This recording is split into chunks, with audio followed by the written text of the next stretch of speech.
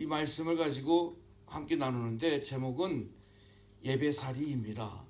예배살이 그러면 뭐 겨우살이 떠올리고 뭐 이러겠지만 제가 예배살이라고 이름을 붙인 것은 사실 어떻게 보면 제 마음대로 조합한 그러한 단어이긴 하지만 그냥 그 제목 안에는 그런 뜻이 있어요. 우리 예배가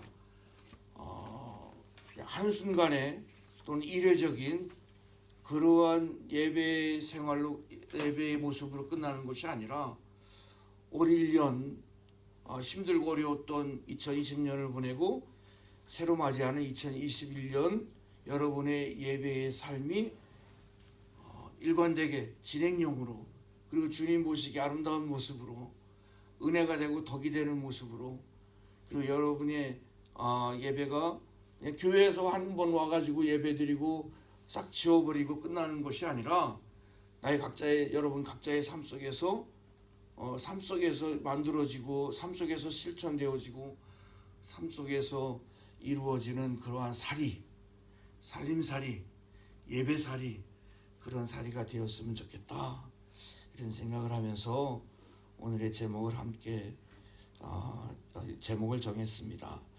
제가 어느 날 대나무 사진을 보게 되었는데요.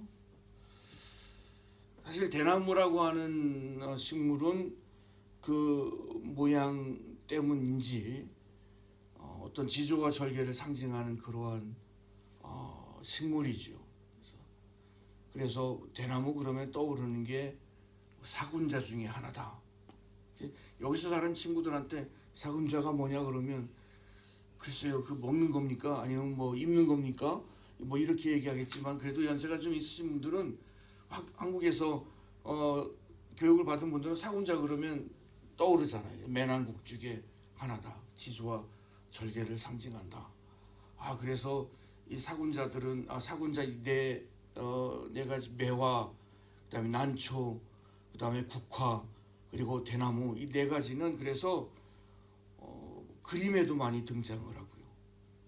그리고 어떤 인물을 이야기할 때 그 인물이 참 존경받을 만하고 그리고 우러러 볼 만한 그러한 존재이면 참 사군자 같은 그러한 사람이다라고 얘기도 하고 시나 혹은 뭐 음악이나 이런 데 등장하는 그러한 식물이라고 볼 수가 있습니다. 그 중에 하나가 이제 대나무인데요. 제가 우연히 사진을 보면서 대나무를 이렇게 바라보면서 여러 가지 생각이 들었어요. 그런데 이 대나무가 많은 사람들이 이름이 대나무니까 나무 이렇게 생각을 하잖아요. 근데 엄밀히 말하면 대나무는 나무가 아니라 풀이랍니다. 풀이에요, 풀. 풀이 뭐 이렇게 큽니까? 라고 얘기하겠지만 전 뉴질랜드 와서 풀이 클 수 있구나라는 걸 정말 새삼스럽게 많이 느껴요. 선인장 같은 것들이 대가 쭉 나와가지고 꽃대가 올라와서 자라는데 보니까 막 한 7, 8m씩 올라가는 그러한 선인장 꽃대도 봤고요. 그리고 공원이나 이런 해변에서 이렇게 풀 자란 거 보면 굉장히 크잖아요. 사실 대나무도 엄밀히 말하면 풀이라고 그렇게 식물학자들은 이야기합니다. 여러 가지 이유가 있는데 그 중에 하나가 뭐냐면 대나무는 위로만 자라고 옆으로는 못 자란대요.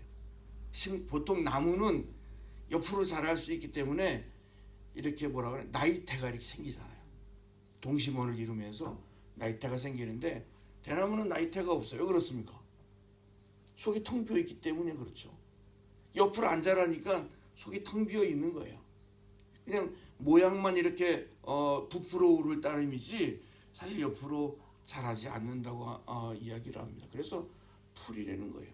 그런데 이 풀에 속해 있는 대나무가 어떻게 이렇게 높이 자랄 수 있을까요? 그 대나무가 비바람이 불면 그렇게 높이 자라면 꺾어져야 되는데 꺾어지지 아니하고 이 대나무가 그렇게 높이 자랄 수 있는 비밀은 어디에 있냐면 마디에 있습니다. 마디. 이게 속이 텅 비어 있는 이 풀이 자라는데 중간에 마디가 있기 때문에 이 대나무가 높이 자랐음에도 불구하고 또 높이 자랄 수 있는 이유가 바로 마디에 있다라고 하는 거죠. 마디에 그 비밀이 있다라는 거예요. 저는 뭐 식물학자는 아니지만 제가 여러 가지 이렇게 기록을 보면서 많은 분들이 그래서 대나무를 뭐에 비유를 하냐면 인생에다 많이 비유를 해요. 그래서 우리 인생이 그냥 곧게 자라기만 하면 살다가 비바람을 만나게 될 때 꺾일 수밖에 없다. 그런데 이 대나무에 마디가 있어서 비바람을 견디는 것처럼 우리 인생에도 고난이 있고 어려움이 찾아와서 그것이 때로는 힘들고 어렵고 아프지만 마디가 돼서 그것이 힘이 돼서 그래서 우리가 더 큰 어려움, 더 큰 고난을 이길 수도 있는 거고 또 장차 더 높이 자랄 수도 있는 거다. 이렇게 이제 많이 비유를 합니다. 저도 참 좋은 비유라고 생각을 해요. 그렇지만 여러분 그 비유대로 우리 이제 새해도 됐는데 덕담을 하면서 여러분 대나무처럼 여러분 삶 가운데 아주 많은 고난이 있기를 바란다. 이렇게 얘기하면 감사합니다. 땡큐 이렇게 할 사람이 별로 없어요. 기분 나쁘게. 아니 똑같은 말을 해도 왜 저렇게 얘기해? 뭘 잘못 먹었나? 굉장히 기분 나쁘단 말이죠. 아무리 좋은 의미라 할지라도 정기적으로 대나무에 마디가 있는 것처럼 여러분 삶 가운데 정기적으로 고난이 있기를 바랍니다. 이렇게 얘기하면 좋아할 사람이 누가 있겠어요? 기분 나빠하죠. 앞에서는 감사합니다. 그러면 뒤에 가서는 뭐 저런 사람이 다 있나? 뭐 이렇게 얘기할 거 아니겠습니까? 그래서 물론 그 의미도 좋은 의미고 좋은 비유라고 생각을 하지만 제가 대나무를 이렇게 묵상을 하면서 기왕이면 더 좋은 의미를 부여하는 것이 뭐가 있을까라고 생각을 하다가 그렇지. 우리의 신앙이 대나무 같은 그러한 신앙이 되기를 원한다고 한다면 그래서 그 대나무의 모습을 형상화해서 우리의 신앙으로 빗대서 생각을 한다고 한다면 뭐에 비유로 할 수 있을까? 그렇게 생각하다 떠오른 것이 바로 예배라는 것이었어요. 예배. 여러분 대나무가 마디가 촘촘하면 촘촘할수록 대나무가 튼튼하잖아요. 그죠? 그런데 그리고 대나무의 마디가 일관적으로 뭐라 그러는 걸 균질하게 이렇게 마디가 있어야 그 대나무가 잘 견디잖아요. 그러니까 그것처럼 우리의 신앙도 그렇지. 우리의 신앙도 정기적으로 우리가 드리는 예배, 우리 주일마다 우리 예배를 드리잖아요. 우리 예배 생활이 정기적으로 온전한 예배를 드려야 온전한 신앙이 되겠구나. 대나무 같은 신앙이 되겠구나. 중간에 빼먹으면 마디가 빠지는 거 아닙니까? 마디가 길었다가 짧았다가 들쭉날쭉 뜨문뜨문하면 어떻게 되겠어요? 그 들쭉날쭉한 그 부분이 약점이 되는 거예요. 아무리 겉보기에 훌륭하고 튼튼해도 한 군데 약점이 있으면 그 약점이 결국 부러지는 결과를 낳잖아요. 약점이 많아서가 아니라 약점이 한 군데만 있어도 그 높이 올라간 대나무가 부러지는 거예요. 그렇지. 우리의 예배가 그 대나무의 마디처럼 일관되게 꾸준히 성실하게 그렇게 우리 예배 생활이 이어져야 되겠구나. 우리의 예배살이가 그렇게 돼야 되겠구나. 그리고 기왕이면 아까 말씀드린 것처럼 마디가 촘촘하면 더 좋다고 그러잖아요. 주일날 한번 나와서 예배 드리는 것도 좋지만 그 사이에 수요 예배가 또 딱 들어가 있으면 마디가 하나 더 생기면 더 튼튼하겠구나. 그런 면에서 오늘 예배 오신 여러분들은 축복받은 겁니다. 왜? 마디가 하나 더 있으니까. 똑같이 비바람이 확 치잖아요. 어제도 보니까 막 바람이 막 불던데 바람이 확 불어도 부러지는 나무가 있고 안 부러지는 나무가 있어요. 그 차이가 뭐냐? 우리 인생에서 비바람을 똑같이 만나는데 하나님 공평하시니까 누구한테는 비바람 보내고 누구한테는 햇볕만 보내고 그러지 않으시잖아요. 다 비바람 공평하게 오잖아요. 코로나 바이러스가 누구한테는 오고 누구한테는 안 오고 우리는 안 걸려. 그런 생각하는 사람들이 이상한 짓 하잖아요. 똑같이 온단 말이죠. 똑같이 공평하신 하나님이기 때문에 똑같이 맞이해요. 그런데 넘어지는 나무, 꺾어지는 나무가 있고 꺾어지지 않는 나무가 있는데 꺾어지지 않는 나무는 마디가 촘촘하다는 거예요.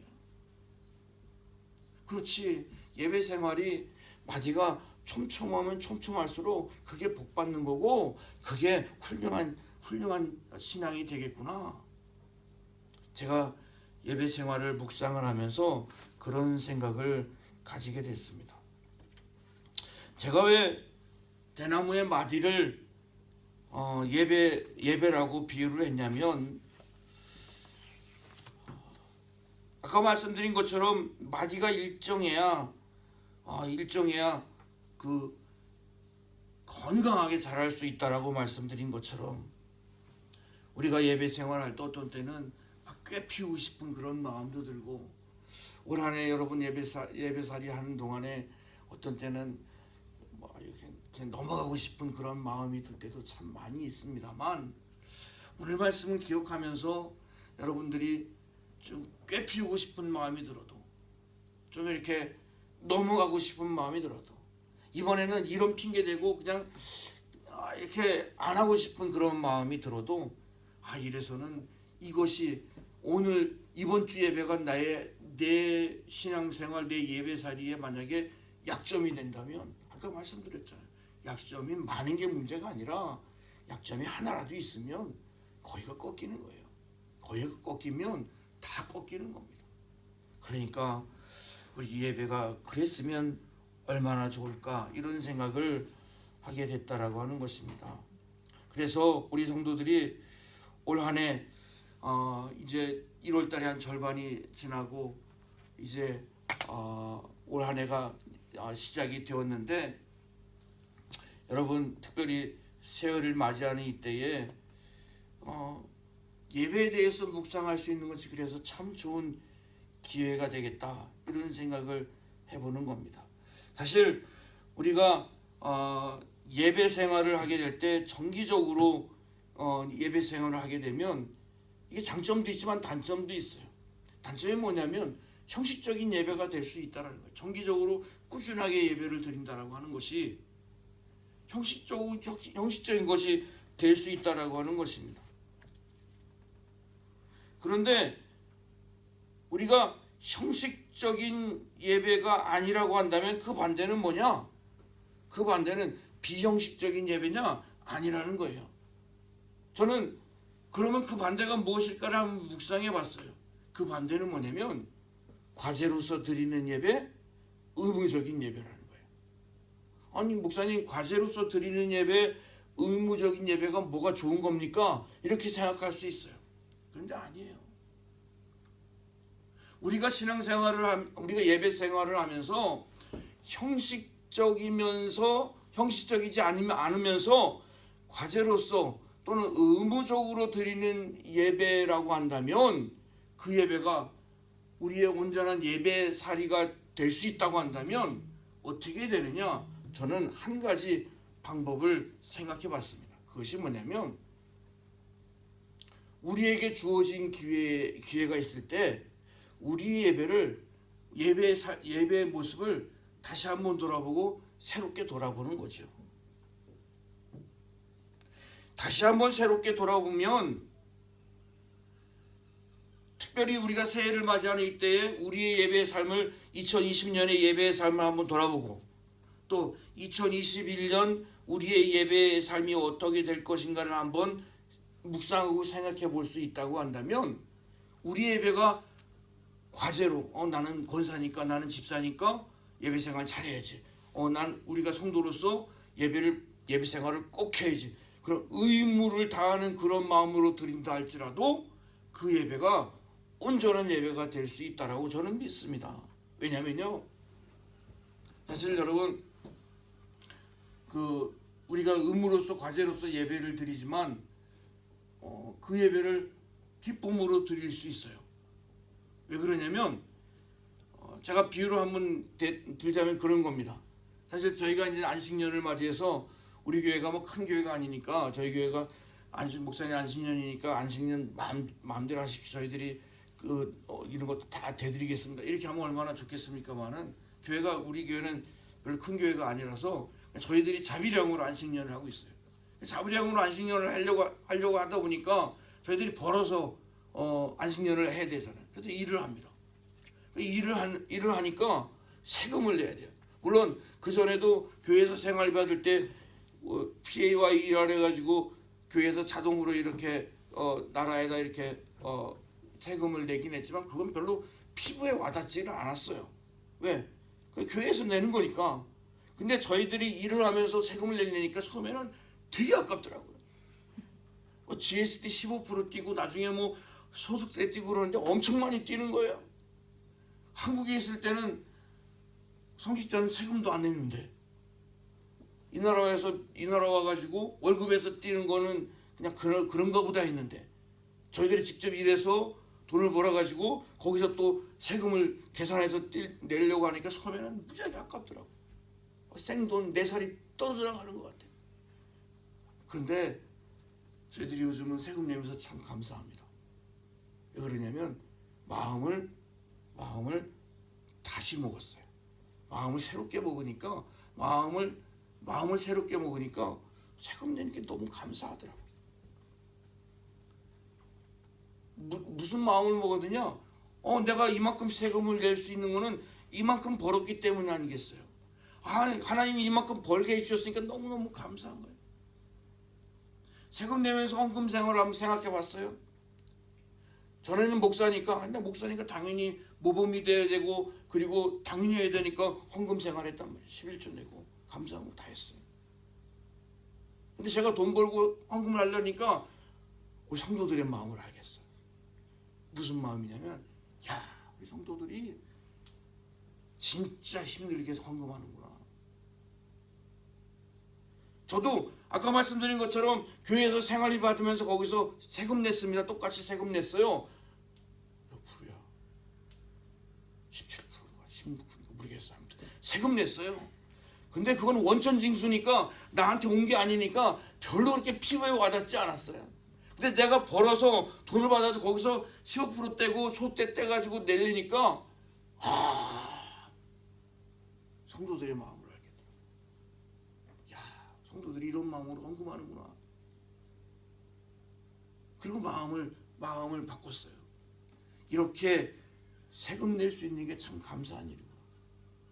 이렇게 11조 할 수 있는 게 너무너무 감사한 일이구나. 그 다음부터 세금 내면서 감사합니다. 그렇다고 해서 안 아깝냐? 아깝지요. 그래도 감사해요. 마음을 새롭게 먹으니까 상황이 달라지는 거예요. 우리의 예배 생활이 과제요, 의무로 우리는 예배 생활합니다. 그렇지만 어떤 마음을 먹느냐, 그 마음 먹느냐에 따라서 달라지는 거예요. 우리가 정기적으로 드리는 이 예배를 묵상해 봐야 되는 이 시점에서, 새해를 시작하는 이 시점에서 우리가 그래서 한번 마음을 새롭게 가져보는 그러한 기회가 되었으면 좋겠다. 오늘의 본문의 말씀을 한번 살펴보겠습니다. 본문은 예수님께서 한 바리새인의 집을 방문하는 일로 시작되고 있습니다. 성경에 보면 그 바리새인의 이름은 시몬이라고 기록하고 있어요. 워낙 흔한 이름이니까 베드로도 시몬이었으니까 그냥 그러나 보다 이름 기억하는 건 별로 중요한 게 아니에요. 근데 저도 어렸을 때 성경 퀴즈대회 이런 거 많이 해서 상도 많이 받고, 목사님 아들이니까 늘 1등 해야 되는 부담감 혹은 또 유리함을 가지고 상도 많이 받고 그랬는데, 그때 성경 퀴즈 내용 이렇게 지금 생각해 보면 정말 쓸데없는 거였어. 쓸데없는 거. 예를 들면 오늘 말씀은 본문이라면 이런 거야. 오늘 말씀에 등장하는 바리새인의 이름은 무엇입니까? 시몬. 아니 시몬이 아니라 뭐라고, 그게 무슨 문제야. 근데 그땐 그것이 꼭 외워야 되는 것처럼 그렇게 성경 퀴즈대회를 했던 기억이 나요. 근데 지나고 보니까 다 쓸데없는 거더라. 중요한 게 뭐냐면 이 말씀 속에서 우리에게 알려주고자 하는, 이 말씀에서 우리에게 들려주고자 하는 것을 깨닫는 거예요. 그러니까 오늘 바리새인의 이름은 시몬입니다. 근데 잊어버려도 좋습니다. 이 시몬의 집에 예수님이 방문을 하셨는데요. 그런데 뜻하지 않은 사건이 발생하게 되죠. 원래 생각했던 대로 전개되지 아니하고 엉뚱한 방향으로 전개가 됩니다. 그것은 바로 한 여인이 이 시몬의 집을 방문하는 데서 비롯되고 있는 것을 볼 수가 있습니다. 근데 이 사건은요, 그리고 이 여인이 시몬의 집에 와가지고 이제 향유를 예수님께 부어가지고 뭐 그 다음에 여러 가지 일들이 막 일어나게 되는 거예요. 이 사건은 다른 복음서에도 다 기록되어져 있어요. 그런데 누가복음 말고 마태, 마가, 요한복음에 기록되어 있는 이 도유 사건이라고 그러죠. 향유를 부은 이 향유 사건과 오늘의 본문하고는 좀 차이가 납니다. 그게 두 가지 차이가 있는데요. 첫 번째는 시기의 차이가 있고 두 번째는 장소의 차이가 있어요. 이 오늘 말씀에 기록된 장소는 가버나움이라고 하는 곳이고요. 그리고 다른 복음서에 기록되어 있는 그 도유 사건의 장소는 베다니라고 하는 곳이에요. 나사로의 집이 있는 곳, 베다니. 그리고 시기적으로 보더라도 차이가 있습니다. 그 베다니 도유 사건이 기록되어 있는 것은 예수님이 이제 예루살렘에 가서 붙잡히기 전에, 그래서 그때 내용 보면 무슨 내용이 나옵니까? 이 여인이 이렇게 한 것은 나의 장례를 준비하기 위함이다. 막 이러고 기억하고 있죠. 근데 지금 사건은 언제냐면 예수님이 갈릴리에서 사역을 할 때, 아직 예수님이 예루살렘에 가서 십자가 지기 한참 뭐 정확한 그 뭐 시간을 알 수 없지만 한참 떨어져 있는 시간이거든요. 아직 예수님의 장례, 예수님의 죽음을 논하기 훨씬 전이에요. 그러니까 시기적으로도 차이가 있죠. 그렇다고 한다면 이 누가복음에 오늘 우리가 읽은 이 말씀하고 나머지 복음서에 기록된 말씀은 별개의 사건이라고 볼 수가 있습니다. 근데 시기적으로 보니까 이 가버나움에서 일어난 이 사건이 훨씬 더 이전에 일어난 사건이잖아요. 그래서 제가 그런 생각이 됐어요. 아하, 어쩌면 이건 저만의 상상이에요. 어쩌면 이 누가복음 오늘 우리가 읽은 이 누가복음 7장에 기록된 사건이 제자들이나 누구의 입술을 통해서 이렇게 전파가 돼가지고 그것이 나중에 베다니 나사로 동생 마리아에게 전해져서 나도 예수님에게 그렇게 감사를 표현했으면 좋겠다.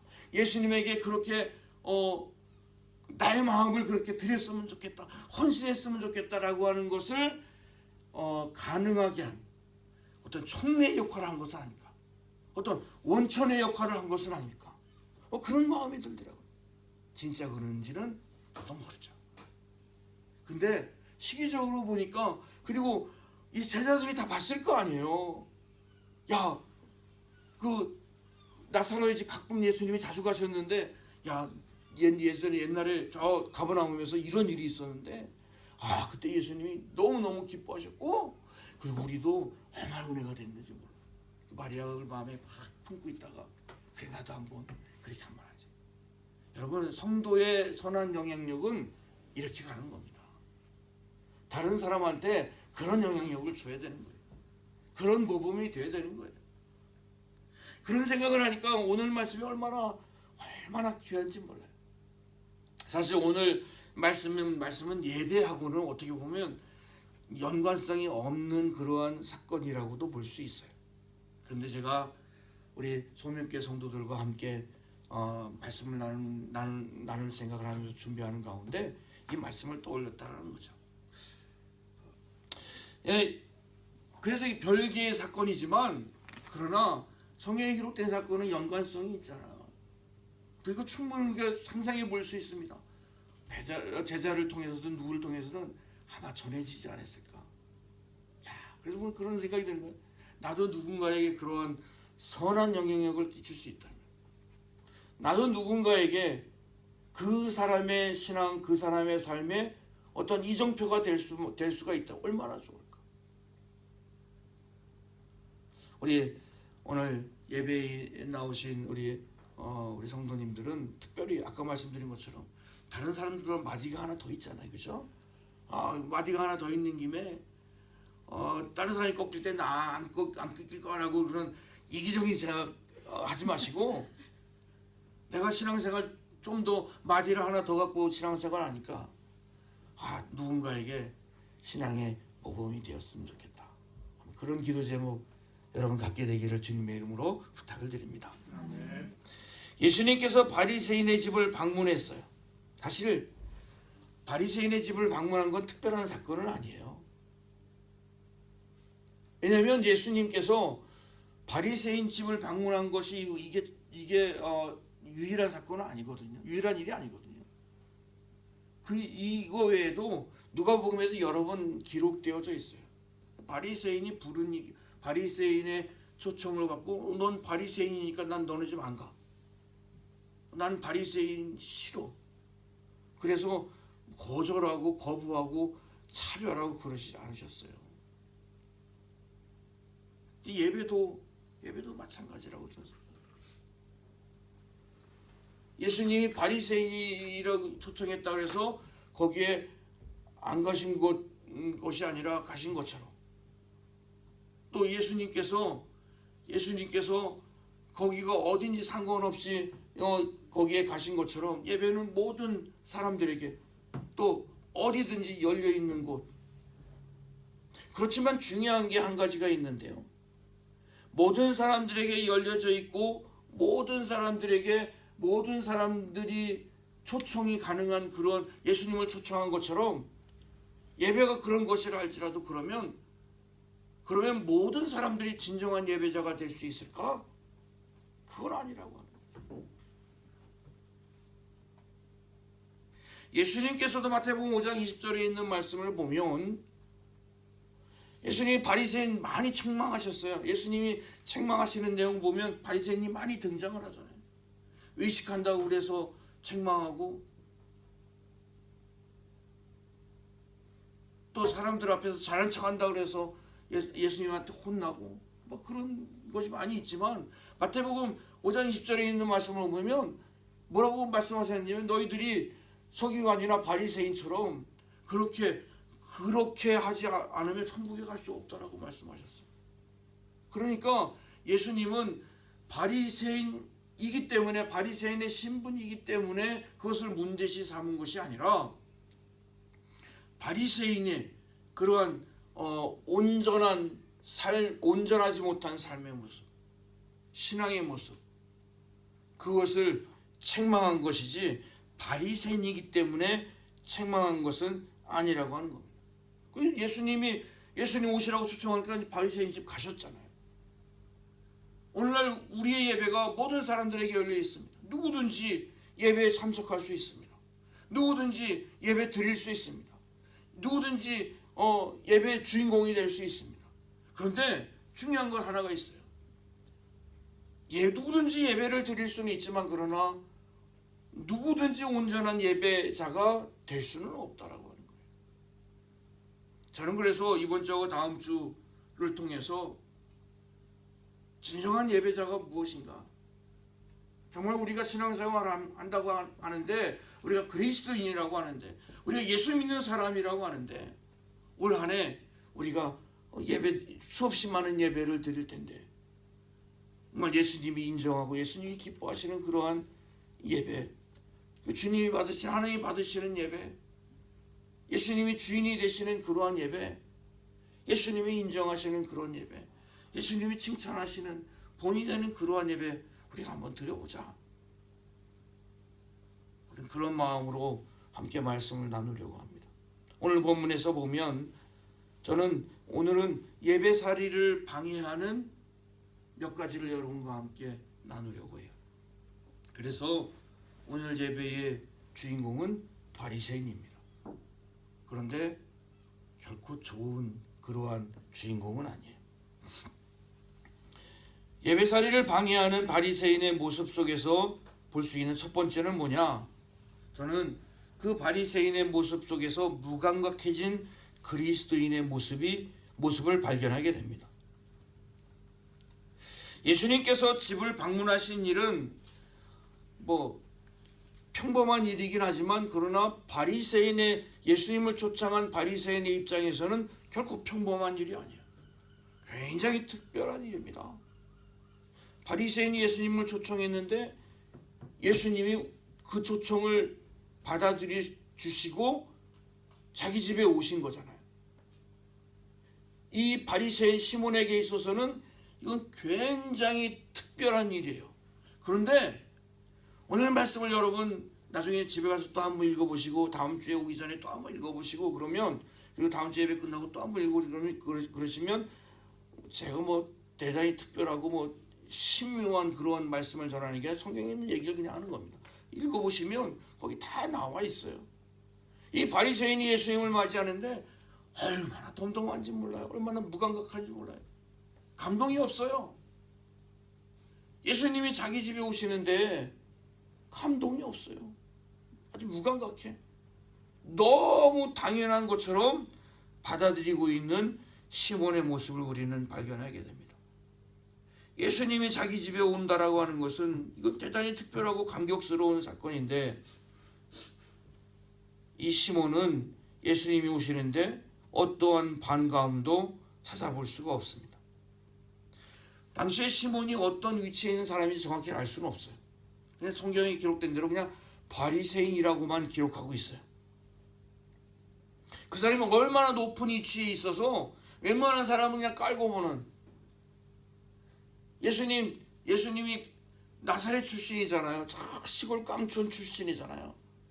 그러니까 당시 사람들처럼 시골 깡촌 출신이니까 야 나사렛에서 무슨 선한 것이 나겠느냐라고 그렇게 여기면서 그냥 무시할 수 있는 그런 위치에 있는 사람이었는지는 모르겠지만 어쨌든 자기가 예수님을 초청을 해서 그리고 오늘 말씀에 있는 것처럼 선생님이요라고 그렇게 인정하는 그러한 분인데 자기 집에 오셨으면 예수님 오실 때 뭔가 이렇게 반가움이 있어야 될 거 아니에요. 그런데 너무 덤덤합니다.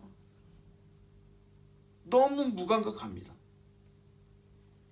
오늘날 우리가 예배를 드리는 데 있어서 이 바리새인의 모습을 우리가 갖고 있지는 않을까. 예수님께서 우리의 초청을 받아주셔서 그래서 오늘 이 자리에 예수님이 오시는 것입니다. 예수님이 우리의 초청을 무시하지 않으시고 그래서 모든 예배는 일종의 구약 성경에 있는 제사예요. 제사. 물론 오늘날의 예배와 구약의 제사는 그 내용면에 있어서 어떤 그 신학적으로 볼 때 좀 차이는 있지만 어쨌든 그 일맥상통한 같은 같은 선상에 있는 건 분명한 사실이에요. 그래서 우리가 오늘날 주일 예배를 드리던 수요예배 드릴 때 우리가 처음에 조용한 기도 혹은 묵도 뭐 이런 형식으로 기원 이런 형식으로 처음 시작을 하는데요. 그 내용이 뭐냐면 초청이에요. 초청. 주님을 하나님을 초청하는 거예요. 주님, 오늘 우리가 이렇게 자리를 마련했으니 이곳에 오시옵소서. 여기 오셔서 우리의 찬양을 받아주시옵소서. 우리의 제사를 받아주시옵소서. 우리의 헌신을 받아주시옵소서. 그래서 예배의 시작은 초청에서부터 시작돼요. 이 시몬이 예수님을 초청했어요. 특별한 소리, 아주 너무너무 바쁘신 분이잖아요. 너무너무 훌륭한 기적을 행하시는 대단하신 분이잖아요. 그런데 예수님 얼마나 바쁘신 분인데 자기 집에 초청했는데 이 예수님이 오셨단 말이에요. 그러면 뭔가 반응이 있어야 될 거 아니에요. 근데 여러분 성경 한번 읽어보십시오. 얼마나 이 사람이 오늘 경상도 사람인지는 모르겠지만 제가 경상도 폄하하는 거 아닙니다. 원래 경상도 사람들이 표현이 이렇게 약간 뭐 무리다는 얘기를 제가 하도 많이 들어가지고 3마디밖에 안 한다는 얘기 많이 들어가지고 그래서 제가 일례를 드는 거예요. 그랬는지 모르지만 어쨌든 표현을 안 하는 건지 모르지만 제가 성경을 읽고 묵상한 바로는 이미 너무 무감각해져 있는 거예요. 우리 집에 오는 건 너무 당연한 것으로 여기고 감동이 없는 거예요. 오늘 우리가 예배하면서 이번 주도 예배 드리는 거고 뭐 당연히 예배 드리는 거고 우리가 코로나 상황에 뉴질랜드가 너무너무 그래도 다행이지 않습니까? 우리도 잠깐 쉰 적은 있지만 그래도 코로나 상황에 그나마 우리가 의미를 부여하자면 예배의 소중함 함께 모여서 예배드리는 예배 소중함을 깨달은 건 참 그래도 의미가 있는 일이에요. 근데 그거 없었더라면 우리 잘 몰랐을 거예요. 예배드리는 게 너무 당연한 거라고 생각하고 예배드리는 거 너무 그냥 우리에게 당연히 주어진 거라고 생각을 해서 별로 무감각했었잖아요. 그런데 그러한 무감각함이 우리의 예배를 우리의 예배의 시작을 방해하는 것이라고 하는 걸 우리가 알아야 돼요. 예배가 시작돼야 되는데 열려져야 되는데 이 여는 것 자체를 방해하는 거예요. 여러분, 그래서 우리가 그 예배 그 시작할 때 그게 신학적으로 딱 맞는 일은 아니지만 예전에는 그런 얘기 많이 했어요. 이제 준비 찬송하겠습니다. 찬송이 준비 찬송이 어디 있어요? 뭐 달리기 뛰는 것도 아니고 말이야. 자동차 워밍업 하는 것도 아니고. 근데 우리 예전에는 찬송하면서 저도 많이 그랬으니까 준비 찬송하시겠습니다. 그러면서 찬송가 몇 장 부르시겠습니다. 그러면서 찬송했어요. 이게 틀린 말이지만 절대로 맞는 말은 아니지만 또 한편으로는 이해가 되는 말이기도 해요. 마음문이 열려야 되니까. 마음문이 열려서 우리 마태복음에 있는 것처럼 뭐 밭이 여러 가지 밭이 있는데 막 오다가 싸우고 뭐 운전하고 오다가 막 욕하고 막 그래가지고 마음이 깜빡해져가지고 가시던 물마다 막 돌짝밭 막 이런 마음이 갖고 왔다가 그래서 준비 찬송하면서 마음이 이렇게 보들보들해지고 옥토같이 해서 씨앗이 탁 부러질 때 막 싹이 나고 그런 의미로 우리가 막 준비 찬송하고 그랬단 말이죠. 그런 것처럼 우리의 마음이 준비되어 있고 있어야 되는데 그런 감동이 있어야 되는데 그런 감동 없이 하면 예배 자체가 안 열리는 거예요. 예배 자체가 시작이 안 되는 거예요. 처음 출발부터 100m를 뛰는데 땅 소리가 났는데 예배 7시 반 시간 시작 소리가 딱 났는데 앞으로 나가야 되는데 나가지를 못하는 거예요. 우리의 무감각함이 그러한 예배를 방해할 수 있다라고 하는 것입니다. 시작부터 실패가 될 수 있다는 거예요. 그러면 우리 예배를 방해하는 두 번째는 뭐가 있을까? 한번 따라해 봅시다. 교만한 마음은 예배를 방해합니다. 여인이 등장을 하고 그 여인은 예수님께 향유를 부었습니다. 너무 갑작스러운 사건이기도 하고 또 자기 집에서 갑자기 나는 예수님 초청해서 예수님하고 뭐 나름대로 프로그램을 딱 생각하고 있었는데 갑자기 동료여자가 들어와가지고 막 머리를 풀어헤치고 막 기름을 붓고 막 이러니까 이게 뭔 난리예요. 기분 나쁠 수 있지. 그죠? 기분 나쁠 수 있죠. 여러분 생각해보세요. 여러분 예수님 초청해가지고 밥상도 막차를 끓였는데 갑자기 여자가 와가지고 막 머리 풀어헤치고 막 기름 붓고 막 이러면 이게 왜 남의 집에 와서 이게 재뿌리는 행동이야라고 생각할 수 있잖아요. 기분 나쁠 수 있어요. 그런데 오늘 말씀을 보면요, 이 바리새인이 기분 나쁠 수 있는 건 이해가 되는데 이 바리새인이 어떻게 행동을 합니까? 그 여인을 정죄해요. 입술로 정죄합니다. 마음으로 정죄합니다. 근데 이게 왜 문제냐면요, 예수님께서 그 집에 오셨잖아요.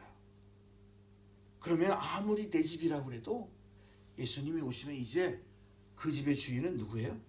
예수님이 돼야 돼요. 주인이 바뀐 거예요. 주인이 바뀌었는데 주인이 바뀐 걸 모르면 그 착각하는 거예요.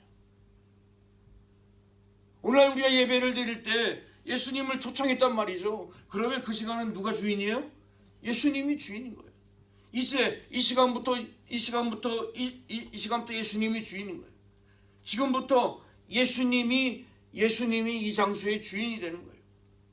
그런데 이 바리새인 시몬은 예수님이 오셨음에도 불구하고 여전히 자기가 주인이야. 자기가 주인이면 교만한 거예요. 그래서 어떻게 합니까? 지금 불쾌할 수 있는 상황이지만 그러나 만약에 그 시몬이 이곳의 주인은 예수님이라고 생각하면 어떻게 행동을 하겠어요? 마음속으로 저 나쁜 이렇게 생각했을까? 입술로 이게 죄인입니다 이렇게 얘기했을까? 아니죠. 어떻게 했을 것 같아요? 예수님이 뭐라고 하시는지 들었을 거예요. 예수님이 뭐 어떻게 행동하시는지 지켜보았을 거예요. 그 다음에 말하고 그 다음에 행동해도 늦지 않았을 거예요. 그런데 여전히 자기가 주인이니까 자기 마음대로 정죄하는 거예요. 자기 마음대로 판단하는 거예요. 바리새인으로서 자기의 경험과 자기가 생각하는 율법, 자기가 생각하는 지식을 가지고 판단하는 거예요. 그것이 아무리 합리적인 판단이라 할지라도 여전히 내가 주인이기 때문에 그 행동은, 그 반응은 교만한 것이 될 수밖에 없어요. 오늘날 우리가 예배 드릴 때에 우리가 세상에서 가지고 있는 지식, 세상에 가지고 있는 여러 가지 경험들 있습니다. 신앙생활 오래 한 그러한 지식들이 있습니다. 그렇지만 예배가 시작되면 그 예배의 주인은 누구? 예수님이에요. 그리고 그때 내 생각과 내 판단을 앞세면 그것은 교만한 예배자, 온전한 예배자가 될 수 없다라고 하는 것을 우리가 기억해야 됩니다. 세 번째로 따라합시다. 준비된 태도가 없다면 온전한 예배자가 아닙니다. 많은 성도들이 잘못 알고 있는 것이 있는데 그것은 바로 예배는 중심이 중요하다. 예배는 형식보다 중심이 중요하다. 그렇게 생각을 하는 건데 그거 잘못 알고 있는 거예요. 성경에서 수없이 겉모습보다 중심이 중요하다라고 강조하는 말씀이 분명히 등장을 합니다. 그런데 성도들이 이 말씀 때문에 오해하는 것이 있는데요. 그 오해가 뭐냐면 예배 아무렇게나 하고 와서 예배 드려도 된다라고 생각하는 거예요. 그 오해입니다. 그건 착각입니다. 어떠한 예배를 위해서 준비하는 예배를 위한 어떤 차림이나 그러한 그런 것들이 형식에 불과하니까 그냥 반바지를 입고 오든 슬리퍼를 신고 오든 상관없다고 생각하는 거예요. 요즘 이제 코로나 때문에 비대면 예배 많잖아요. 비대면 예배니까 그래 집에서 소파 이렇게 두루 누워가지고 비스켓 먹으면서 그러면서 교회에서 준비한 온라인 틀으면서 이렇게 예배드린다. 그 예배일까요? 예배는 예배죠. 그렇지만 중요한 게 있는데 그건 뭐예요? 그 준비된 예배가 아니라. 여러분 우리 신앙의 선배들이 어떻게 예배했습니까? 저는 어렸을 때 목사님 댁이어서 그렇지만 주위에 있는 성도들도 보면 새 옷 사면 주중에 못 입었어요. 왜? 주일날 입어야 돼요. 주일날 흔히 말해 주일날 개시해야 되는 거야. 왜? 새 옷이니까. 오늘날 그걸 가지고 너무 형식적이야 외식적이야 그렇게 얘기할 사람 어디 있습니까? 깨끗한 옷 준비해서 예배 드리러 나왔어요. 헌금 하려고 옛날에는 은행에서 살 수 없으니까 시골에서 지폐 있는 거 준비해가지고 다리미로 다려가지고 그래서 준비해서 가서 헌금했어. 그건 막 외식이야. 그때 너무 형식적이야. 그렇게 얘기할 사람이 어디 있습니까? 아니에요. 열심히 최선을 다해서 준비했어요. 여러분 아무리 준비 없이 예배를 드리는 것과 잘 준비하고 와서 예배를 드릴 때에 아무런 차이가 없나요? 여러분 한번 생각을 해보세요. 차이가 없나요? 아니에요. 바리새인들은 예수님이 오셨을 때에 오늘 말씀 보니까 이 시몬은 물도 내놓지 않았어요. 예수님 방문을 기뻐하면서 입맞춤도 없었어요. 여기 그냥 기록되어 있는 거예요. 예수님께 기름물 붓지도 않았어요. 기본적으로 예수님이 아니라 기본적으로 손님이 오실 때 하는 기본적인 준비도 안 돼 있었다라는 얘기예요. 근데 여러분 오늘날 우리가 예배할 때 이 바리새인 시몬처럼 예수님을 푸대접하는 것은 아닙니까? 예수님은 그런 바리새인을 보시면서 어떤 마음을 가지셨을까? 오늘날 우리가 예배하러 나올 때 주님은 나의 중심을 보십니다. 그리고 나의 자세와 준비는 나의 중심과 결코 무관하지 않다라는 걸 오늘 성경 말씀이 우리에게 가르쳐주고 있습니다. 마지막으로 기대가 없다면 이미 예배는 끝난 거나 마찬가지라는 것을 우리는 기억해야 됩니다. 예배하러 올 때 설레임이 없다면 그 시간은 무의미한 시간으로 흘러가 버릴 것입니다. 예배 생활을 아무리 오래 했어도, 내가 교회를 100년을 다녔어도, 그것을 자랑한다고 할지라도 온전한 예배를 드리지 않으면 나중에 예수님 앞에 서서 무슨 자랑이 있겠어요? 바리새인은 예수님을 초청했지만, 그래서 예수님께서 그 집에 오셨지만 아무 어떠한 기대도 설레임도 없었다라고 하는 것입니다. 여러분, 하다못해 몇 불짜리 즉석복권을 사도요, 설레이는 마음으로 긁잖아요. 뭐 나오지 않을까. 근데 예수님을 초청해서 예수님 만나는 예배 시간인데 어떠한 설레임도 없이, 어떠한 기대도 없이 만약에 예배 드린다면 그 예배는 이미 끝난 거나 마찬가지입니다. 실패한 예배라는 것입니다. 바라기는 올 한 해 우리 소명의 성도들은 예배를 향하여 설레임이 있기를 간절히 바랍니다. 주님께서 어떠한 방법으로 말씀하실지, 설교를 통해서 얘기하실지, 찬송을 통해서 얘기하실지, 아니면 우리 같이 있는 성도를 통해서, 성도의 얼굴을 통해서 나에게 말씀하실지, 예수님의 방법, 하나님의 방법은 무궁무진해요. 어떤 것으로든 나에게 말씀하실 거예요. 만약에 내가 그런 기대와 설렘이 없다면 그런 예수님의 메시지가 있어도 알아채지 못하고 지나갈 것이지만, 그러나 설렘이 있다면 그 작고 미세한 메시지도 캐치하고 내 것으로, 내 양식으로, 내 영의 양식으로 삼게 되는 놀라운 은혜의 역사가 있게 될 줄로 믿습니다. 오늘은 예배를 방해하는 것들에 대해서 묵상을 했는데, 한 주간 나의 모습을 돌아보면서 올 한 해 나의 예배살이에 대해서 여러분 다시 한번 돌아보는 시간이 되기를 간절히 바랍니다. 기도하시겠습니다.